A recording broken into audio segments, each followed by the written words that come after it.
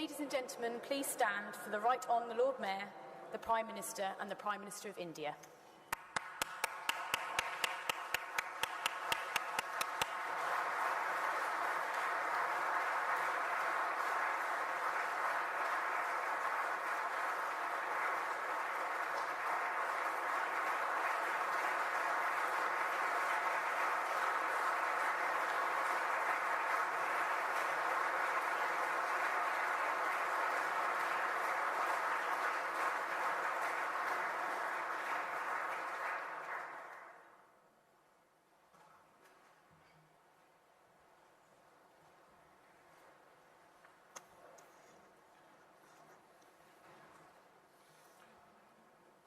Prime Ministers, ladies and gentlemen, it is an honour to welcome Prime Minister Modi to the city and host him in the Guildhall's magnificent old library, which dates back to the 19th century. It's called the Old Library because, as you might have spotted, there are no books anymore. They moved elsewhere to make space for events of national significance, events like this. Our audience represents the city at its best. The men and women who make this world the most exciting financial hub. We have all gathered to hear about one of the UK's most important allies and firmest friends, India. We in the city have long since recognised India as a kindred spirit, a place of enterprise and innovation, supported by democratic values, the rule of law and maturing financial markets. Mr. Modi, it's a pleasure to have you here.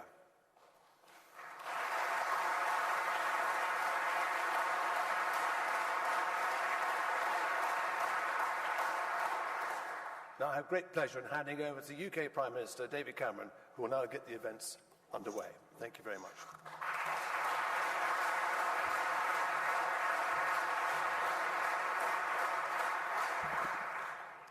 Prime Minister Modi, Lord Mayor, ladies and gentlemen, we have come from the Palace of Westminster, where Prime Minister Modi has addressed a joint session of Parliament. So, from the seat of our democracy, we are now in the heart of our financial centre, London's Guildhall. Beyond these fine surroundings is the financial capital of the world, a city that is home to 250 foreign banks, more than any other global financial centre. 4 in 10 of all foreign exchange transactions in the world take place right here. More US dollars are traded in London than in New York. And UK-based fund managers invest over £6 trillion right here. So one thing is clear. If India wants a partner to help finance its ambitious plans, you've come to the right place. And it works both ways, because beyond this hall, far beyond these shores, is India, a country with the power to invest, to innovate and grow, and to help Britain realise our ambitions too. Together we can be partners in prosperity. So many of our goals align. You want to make in India, boosting manufacturing and creating jobs. And we want to do the same here. So we will make with you, just as businesses like JCB and Rolls-Royce are already doing. And I know you'll want to make with us, just as Tata is doing at Jaguar Land Rover. You want to build 100 smart cities to meet the growing demands of urbanisation. And we want to invest in and regenerate our cities too. So the UK will help you plan, design and implement new cities like Amaravati, the new capital of Andhra Pradesh. And we'll offer you fantastic investment opportunities, particularly in our northern powerhouse, joining up our great northern cities so they can compete with the great cities of the world. And our ambitions don't stop there. You want to deliver digital India, unleashing the entrepreneurial talent of young Indians. And we want to continue our reputation as the tech capital of Europe. So we will share our experience of building technology clusters, like Tech City just down the road from here, and we'll continue to ask you for your leading IT services expertise, which is renowned the world over. You want to skill India to ensure 400 million Indians receive the right training and qualifications. And we're creating 3 million new apprentices to make sure our young people have the skills they need to get on in life. So we can provide the world's most recognized and respected professional bodies, like City and Guilds, which already train thousands of Indian people each year. And we'll ask you, through the Indian companies operating in Britain, to help deliver the high-quality apprenticeships that Britain needs. Finally, you want to ensure financial inclusion for all those who are unbanked, particularly in rural India. And we want to expand our reach as the world's financial capital. So we will deploy the very best of British fintech to deliver the mobile money and branchless banking that India needs. And we hope to continue to see the liberalization of your financial markets, creating more expansion opportunities for us all. I believe there is no better partner than the United Kingdom for advancing India's economic development, ensuring your prosperity and jobs, mobilizing investment, providing world-class technical and professional expertise, and supporting your program of inclusive growth. And there's no better country than India for us to look to for what we need. You already invest more in the UK than in any other country in the European Union. We already invest more in India than anyone else among the G20. So let's take our strong ties and make them even stronger. Let's be partners in prosperity. And let's welcome the man who is the driving force between all that ambition and potential. He told us in a great speech in Parliament that the future of India is the future of 1/6 of humanity. And he told us that the India his people dream of lies ahead of them. These are exciting times for an extraordinary country and a leader of great vision. So, ladies and gentlemen, let us welcome Prime Minister Narendra Modi.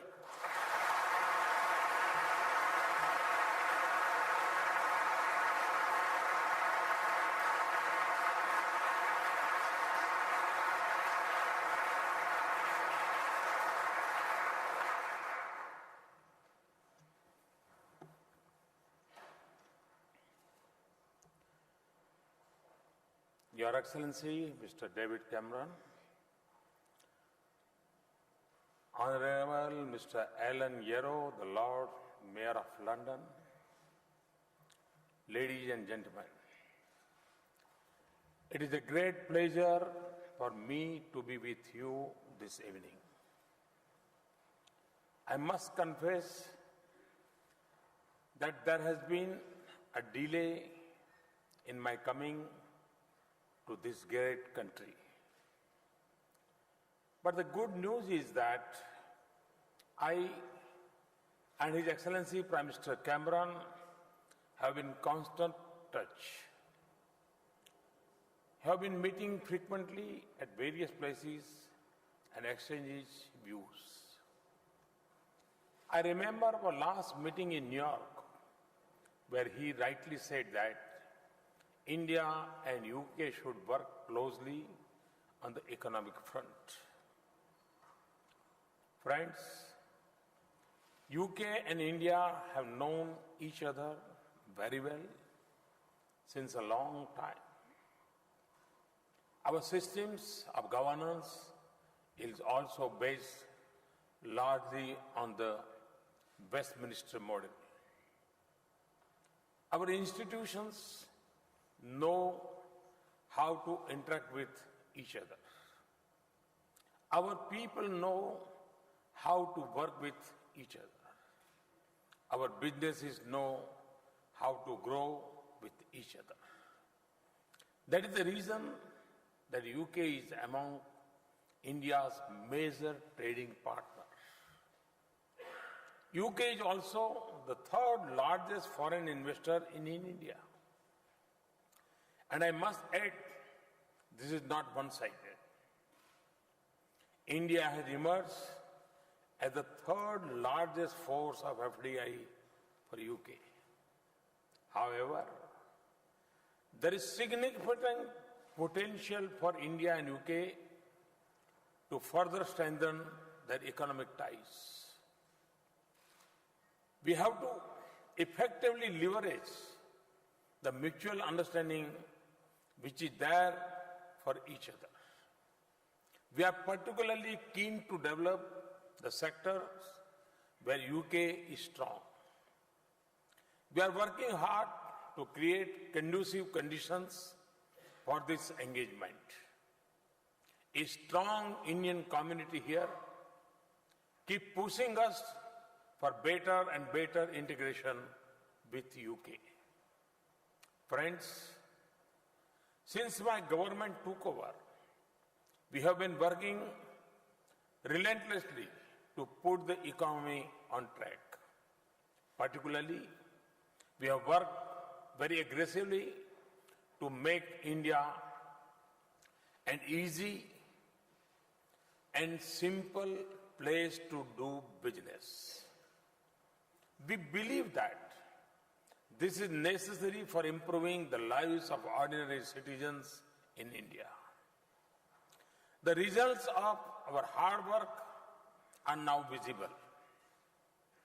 IMF chief has recently said that India is among the few bright spots in global economy today. Our growth rate in the last year was 7.3%. The World Bank has very recently projected our growth rate at 7.5% for this fiscal and even better in the coming years. Thus, we are fortunate to be sailing in the right direction. In the World Bank report of 2016 on ease of doing business, India has moved up by 12 ranks at one go. No other major economy has made such a big improvement. We are also committed to take these corrections at the state, district and city level. States are moving hand in hand with the federal government in this task in the spirit of cooperative and competitive federalism. Recently, we did a ranking of our state governments on ease of doing business with the help of the World Bank Group. This has prompted the state governments into a healthy competition among themselves to ensure a business-friendly ecosystem. This was for the first time that the World Bank involved itself in a sub-national exercise on ease of doing business. Friends, one of the biggest challenges in India today is to productivity employ the youth. For meeting this challenge, we need to provide a huge push to manufacturing, which has stagnated at around 16% of the GDP for several decades. The share must reach around 25% in the short and medium term. With this in view, we have launched the Make in India initiative. We are working on all fronts to make India a global manufacturing hub. To achieve this objective, apart from vigorous exercise for ease of doing business, we have fast-tracked approvals and clearances for industry and infrastructure. The hallmark of our strategy now is policy-driven governance. Measures like transparent auction and allocation of key natural resources like coal, spectrum, iron ore have created a level playing field for investors. To enhance the flow of foreign investment, we have liberalized the FDI regime, allowing 100% FDI in railways. We have enhanced the FDI limits to 49% in defense and insurance. We are also conscious of the last mile operational issues in such policies. In that spirit, early this week, we have carried out substantial changes in the FDI regime across 15 sectors. To give an example, now there are simply no restriction in the FDI policy for construction sector. Similarly, very radical liberalization has been done in sectors like plantation, e-commerce, and single brand retail. Moreover, we have now brought most of the FDI proposals under the automatic route. With this round of reforms, I can say that India is among the most open countries for foreign investments. Infrastructure is another big challenge for India. We are keen to build futuristic physical and social infrastructure. Through self-imposed discipline in financial management, we have been able to allocate more resources for infrastructure sectors. In addition, we are setting up an India Investment and Infrastructure Fund. We have targeted an annual contribution of $3.5 billion into this fund from our own resources.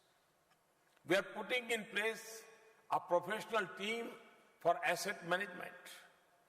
We have also come up with the mechanism of tax-free infrastructure bonds for projects in rail, road, and other sectors. We will work together with the British government, industry, and the financial market to deepen our relationship and harness their interest in India's infrastructure. Very soon, these bonds will become strong instruments for engagement between our financial markets. Friends, there were a number of regulatory and taxation issues which were adversely impacting on the sentiments of foreign investors. We have taken a very decisive step to remove a number of long-pending concerns. To give you some example, we have expedited regulatory clearances, including security and environmental clearance. We have increased the validity period of defense industry licenses up to 18 years from 3 years previously. We have taken almost 60% of the defense items out of the licensing process and liberalized a number of restrictions like end-use certificate for the exports. We have clearly articulated that we will not resort to retrospective taxation and demonstrated this position in a number of ways. This includes not going for imposition of minimum alternate tax of FPIS. We have introduced the concept of composite sector caps for the FPIs and other foreign investors. We have notified the regulations for the alternative investment funds. We have rationalized the capital gain tax regime for real estate investment trusts. We have modified the permanent establishment norms. We have also decided to defer the implementation of the general anti-avoidance rules for 2 years. We have introduced the GST bill in Parliament. We are hopeful to roll it out in 2016. We are working on a new bankruptcy code. The company law tribunal is soon going to be formed. Friends, we want to make sure that our tax regime is transparent and predictable. We are also keen to see that genuine investors and honest taxpayers get quick and fair decisions on tax matters.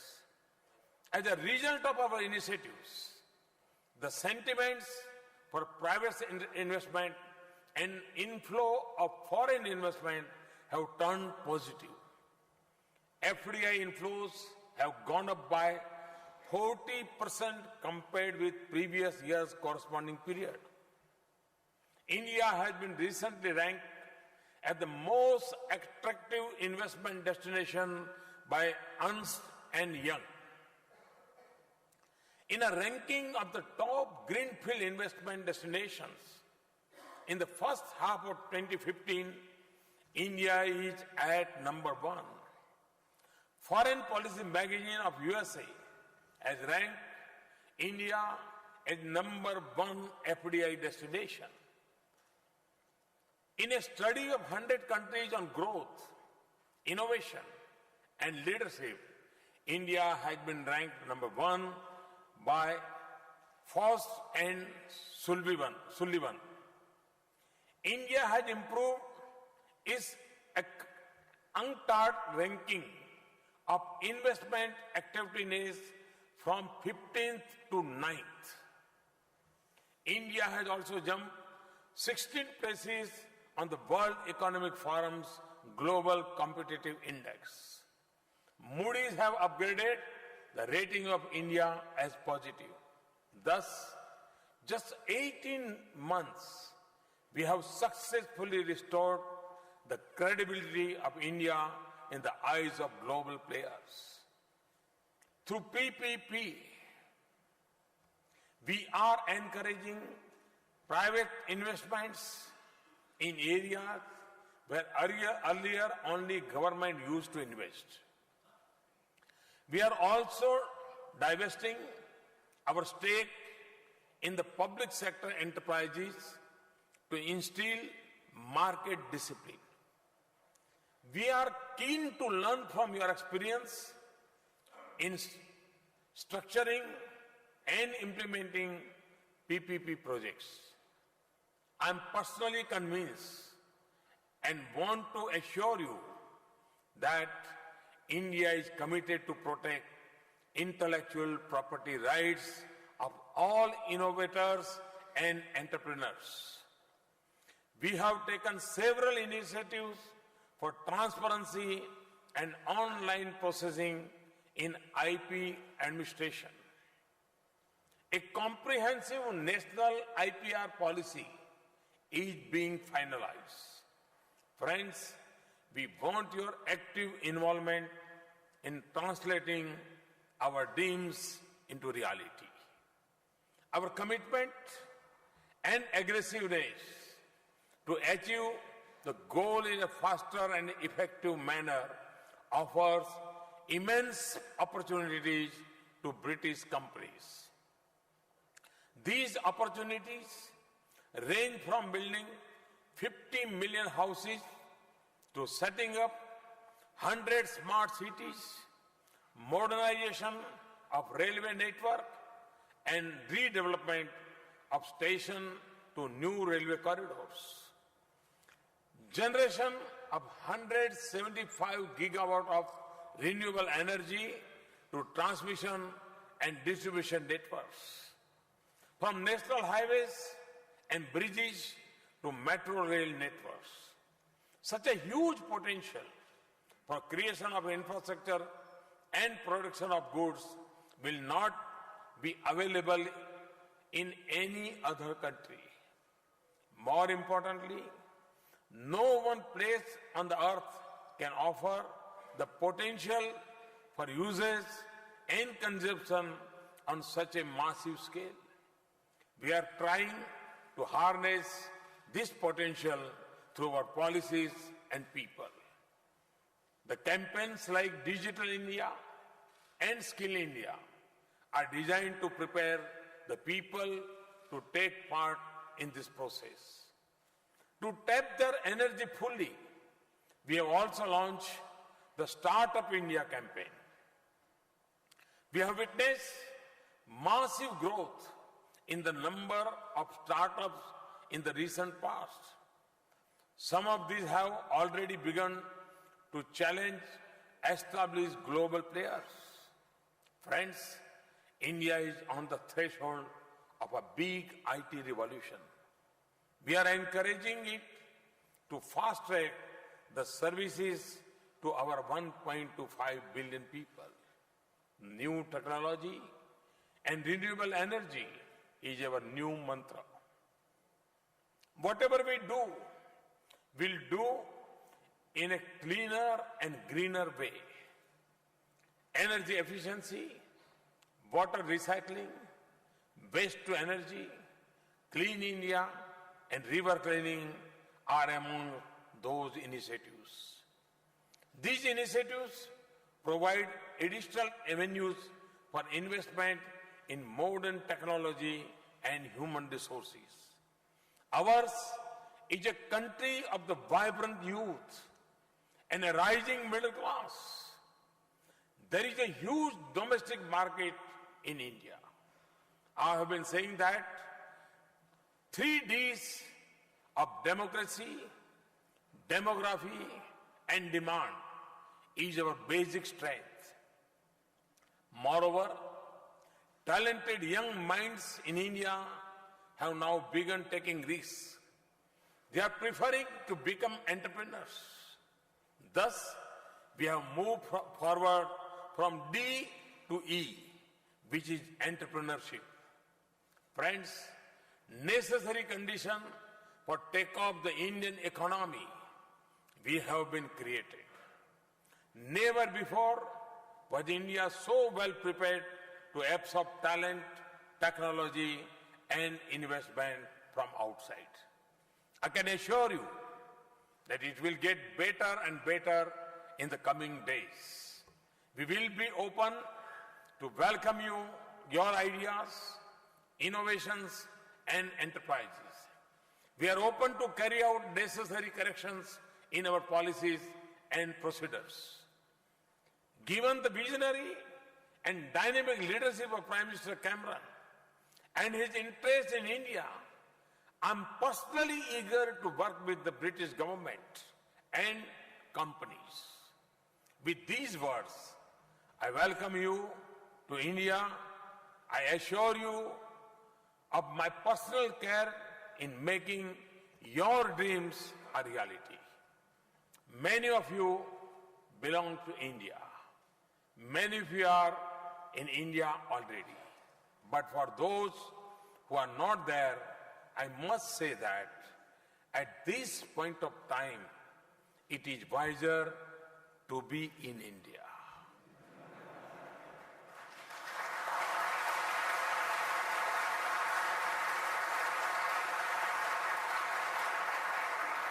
Further, we are making it easier to invest in India. And believe me, we are making it even better to make in India.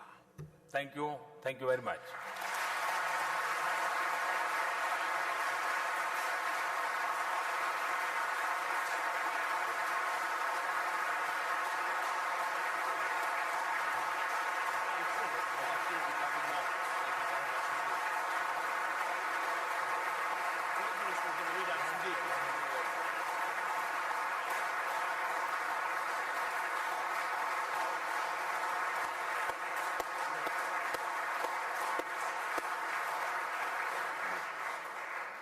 Well, Prime Minister, I hope you sense from the warmth of the response, the applause in this room, how incredibly welcome you are in this great city, in this United Kingdom. That was a superb speech and a magnificent account of the progress of reform, the program of vigorous economic modernization and reform that I witnessed at first hand when I visited India in September of this year. You talked of the partnerships, you talked of the strength of investment in both ways between our two countries, and so it's a great pleasure for me as the British Minister for Trade and Investment to announce 6 significant deals, agreements which have been made, which are the living embodiment of that partnership, which are the real-time signal that this partnership can only go from strength to greater strength. The first agreement I can announce is Vodafone, which has announced further investments in India to a total of £1.3 billion, upgrading and expanding their network, new technology centres in Pune and Ahmedabad, a revolutionary new Tier 4 data centre, and the creation of a new payment bank aimed at accelerating the journey towards a cashless economy. Second, Lightsource, the largest solar voltaics generator in Europe, is announcing a £2 billion investment in India to design and manage around 3 gigawatts of solar power infrastructure over the next 5 years. This will create 300 jobs in Britain and 42 million of revenue and 300 jobs in India as well.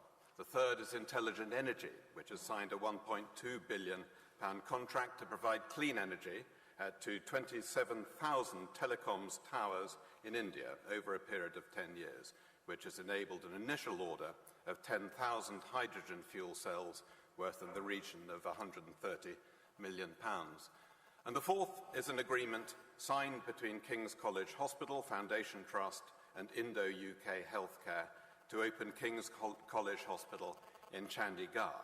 This will lead to the creation of a significant number of jobs there, but it's importantly the first of 11 new UK-Indo Institutes for Health to be developed across India. When fully implemented, that would amount to £1 billion worth of investment into India's healthcare system, but accompanied by strategic clinical and training partnerships with Britain's finest NHS organisations, universities and private companies.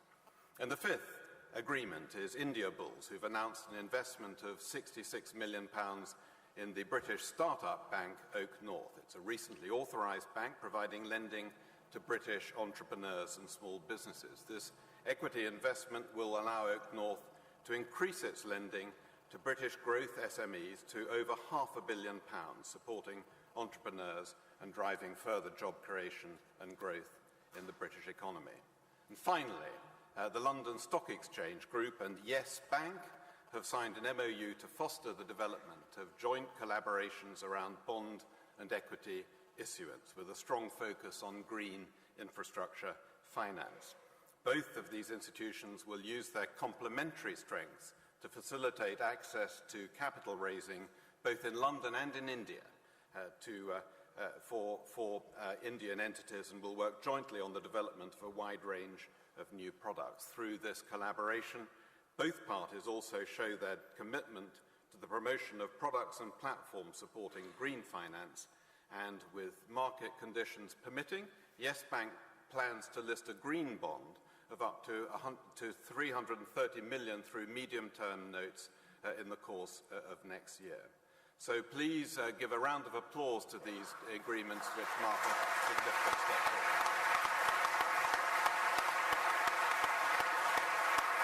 Very good to you.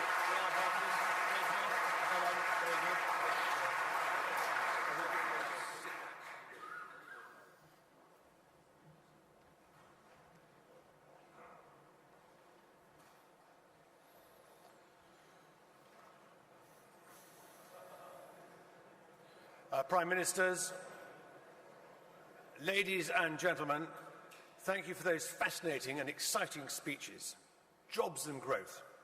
And on a personal note, Prime Minister Modi, may I also thank you for suggesting that this event should be held on my penultimate day as Lord Mayor.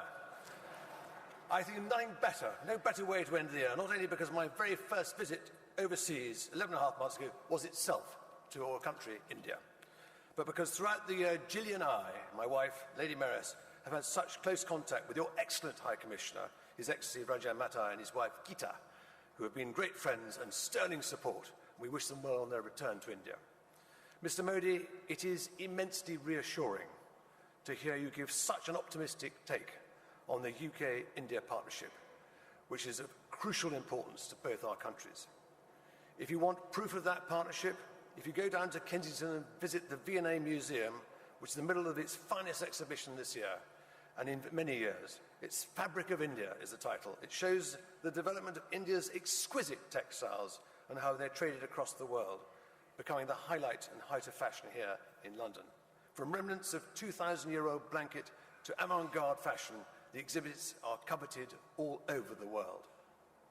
And though tech may rival textiles in the modern Indian economy, the trading links between our countries, whilst as strong as ever, need to get stronger, as you've mentioned. That's why the city views India as a priority market. Through our offices here and in Mumbai, the City London Corporation has worked with India for well over a decade. Guided by experts from across India's financial services sector, they've helped us to create links on everything from regulatory reform to financial innovation. But the close link between India and the city is nothing new. Just across the road, the branch of the State Bank of India, which dates back almost 100 years. In 1956, we welcomed your predecessor, Prime Minister Nehru, who dined at the Mansion House after being presented with the freedom of the City of London. But our links go back even further than that, intertwined with shared principles of respect for democracy and the rule of law. India has one of the world's most progressive constitutions in the world. And in 1215, it is the 800th anniversary of what might be called the UK's very own progressive constitution, the Magna Carta, which celebrates the 800th anniversary this year. And it's my pleasure that City Corporation is today displaying our very own copy of Magna Carta in honour of your visit, Prime Minister. Because throughout your time in office, you too have pursued progress. I saw in December India's economic growth had fed by creation of a far more open business environment. Within the financial sector alone, we have witnessed key milestones like the insurance bill, the launch of Make in India campaign, which you mentioned, and greater investment in infrastructure. The next step is a practical engagement, such as this visit, opportunities for us to hear from India's leaders to build new business relationships and look forward, Achhe Din, good days for both countries. Ladies and gentlemen, only a fortnight ago, I hosted the Mansion House's first ever Diwali event. I was honoured to light my own diya, lamps which are to usher in Lakshmi, the goddess of prosperity. I very much hope that your visit, Prime Minister Modi, can also bring prosperity by strengthening the links that bring such impressive, diverse benefits to both UK and India. Thank you very much.